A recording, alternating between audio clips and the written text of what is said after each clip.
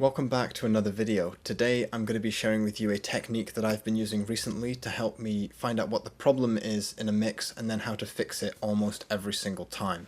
So this technique is split into two parts. The first part is actually finding out what the overall problem is, and then the second part is how to identify exactly what is causing that problem and then what you could do to fix that. These techniques will help you find a variety of problems with a mix, but for this tutorial we're going to mainly be looking at the tonal balance and so-called muddy frequencies. So let's just get straight into it. Two quick things to mention are that this technique will work in any DAW, really doesn't matter which one you use.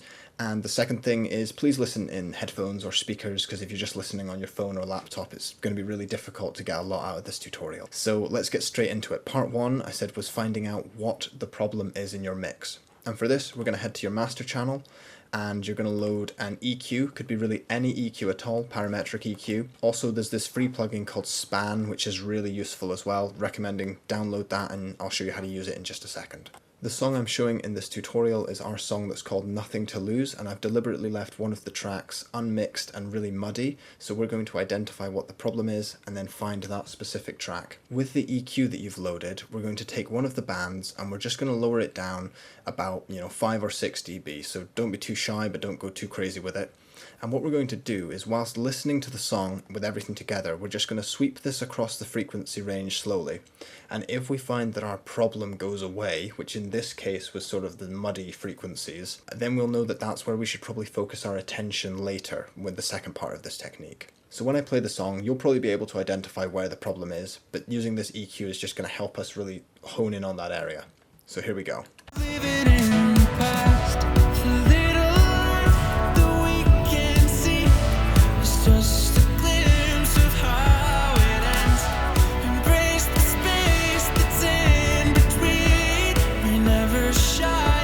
And I think it's safe to say from that our problem lies where you'd expect it to, somewhere between probably 80 and 150 Hertz. It's very commonplace for sort of muddy frequencies to lie. But we don't want to simply fix this by removing those frequencies on the master, because then everything else that's good in that frequency range is also going to suffer and be reduced in volume too. So once we've found the problem, we can just turn off the EQ and not worry about it. If you didn't find the problem, then this is where Span is particularly helpful. So this is a frequency analyzer and it will show you the whole spectrum of frequencies, but if you hold Control and left click, you can solo in on just one frequency band, and I'll show you what this sounds like.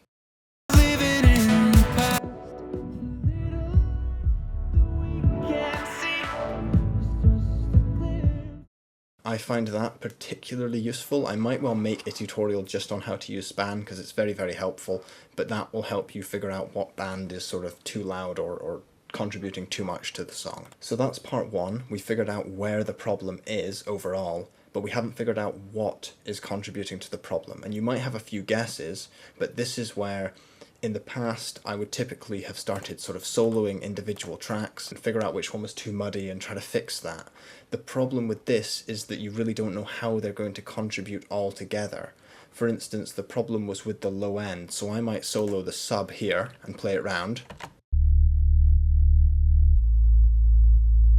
And I might think that there was too much bass there because in the whole mix there was too much bass. But if I were to cut the bass away from the sub, I don't actually know whether the bass in the sub was the problem. I might just be making the mix overly thin and not really fixing the problem with the mud at all. I think the reason that we naturally want to solo tracks to fix them is because most things in life do work like that. If you're fixing a car, you can look at each individual component. If an electronic circuit has broken, you can test all the components individually and find the problem. But with mixing, it doesn't really work like that. With mixing, it's about the sum of everything in the track. So instead of muting tracks, we're actually going to solo tracks.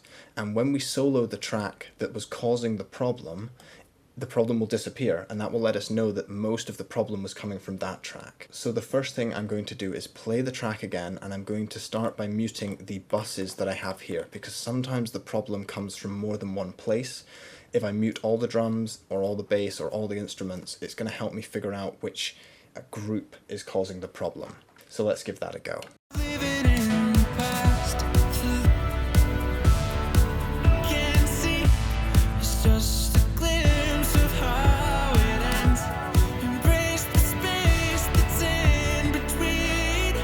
So what I could hear there is that as soon as I muted the drums, I did lose the kick and all the important low end stuff, but all of that rumble disappeared, and I'll just show you again.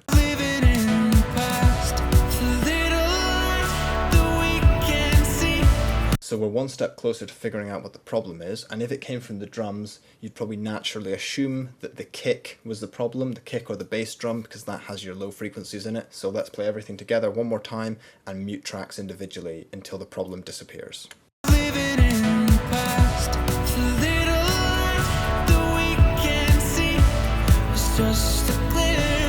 What's interesting is that by muting the kicks, the problem didn't actually go away. There was still that rumbling going on in the low mids. So let's try again.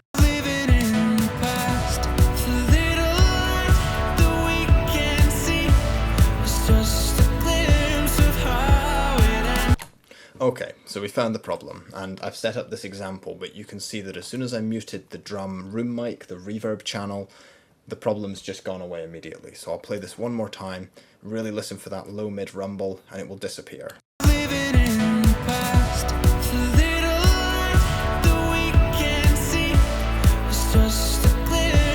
At this point, you're going to have to engage everything else you've learned about the mixing process to try and fix this problem, because we do still need some of this ambience. We need that so that the drums feel really spacey, ambient, but also have a lot of impact. I swear that I use more conflicting or competing adjectives than just about anyone else on YouTube, but now that we've figured out that the room mic is the problem, we're going to look at that individually and maybe start EQing some of those frequencies out. Like I said, this technique works for just about anything. If your guitar has too much high end, if your hi-hat is jumping out of the mix too much, if your vocals are really resonant and boomy in the low end, this is going to help you identify just about any problem.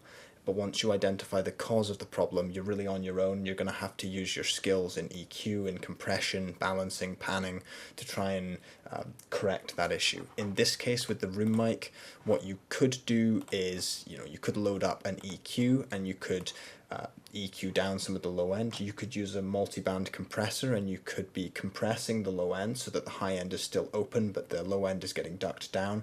There's loads of different things you could try. Let's try the EQ approach. So I'm going to listen with everything together and I'm going to try and boost so that the high end shines through but that low end is cut away. So let's give this a go.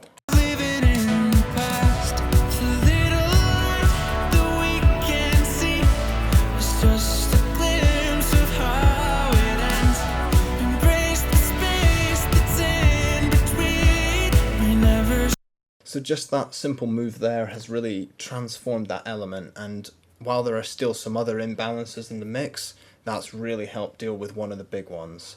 And again, it doesn't mean that when you find the problem that you should necessarily just EQ it. It might just have been that it was too loud and all I had to do was take the volume down. It might have been a compression mistake, it could have been a panning or a stereo width problem.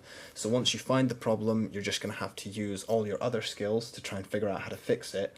But at least we've found the problem, and that's really what this video is about. It's all about figuring out where the problem is and then which thing specifically contributes to the problem. And again, I can't stress enough the importance of listening to everything together.